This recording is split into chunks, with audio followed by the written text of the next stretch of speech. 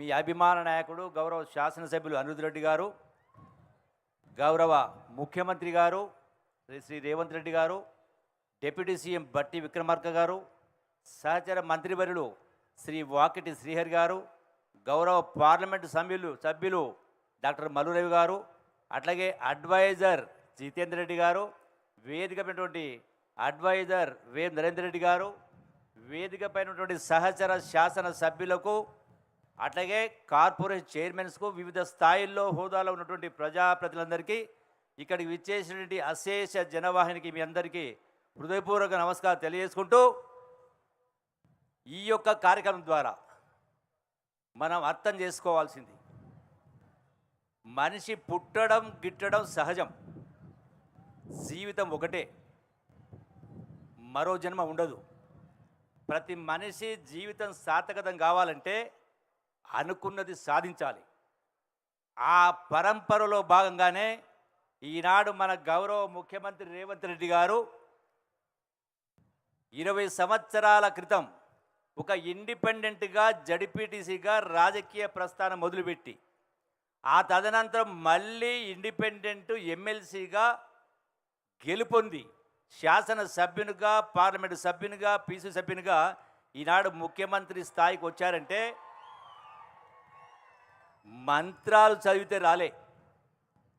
ఒక తపన, పోరాట పటిమ, నేను కావాలి అనుకున్నది సాధించాలని చెప్పని అనుకున్నాడు కాబట్టే పట్టుబట్టి ఆ పరంపరలో ఆ దిశలో ప్రయాణం చేసిండు కాబట్టి ఈరోజున మన గౌరవ ముఖ్యమంత్రి రేవంత్ రెడ్డి గారు మనందరికీ యువత కూడా ఆదర్శం.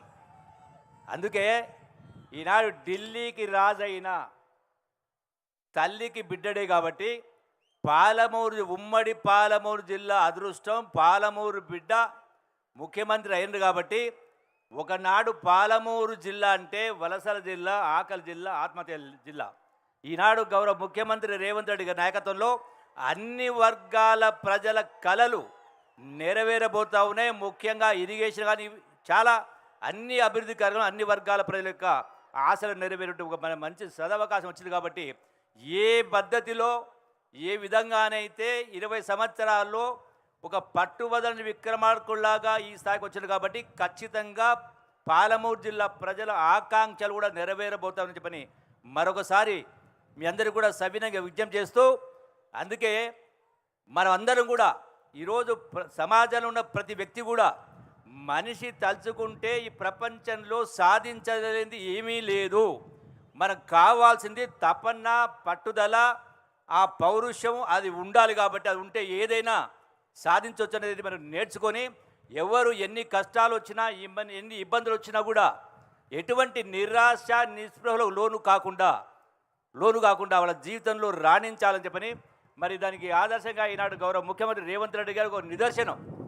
కాబట్టి మరొకసారి భగవంతుడు వారికి ఆశీర్వాదం ఇవ్వాలని, ఇలా రాష్ట్రం అన్ని రంగాల్లో కూడా ముందుకు అభివృద్ధి చెందాలని చెప్పని మరొకసారి భగవంతుడు ఆశీర్వాదాలు కోరుకుంటూ సెలవు తీసుకుంటున్నా. అందరికీ నమస్కారం. జై తెలంగాణ, జై Congress. Thank you sir. Honourable deputy CM గారి సందేశం.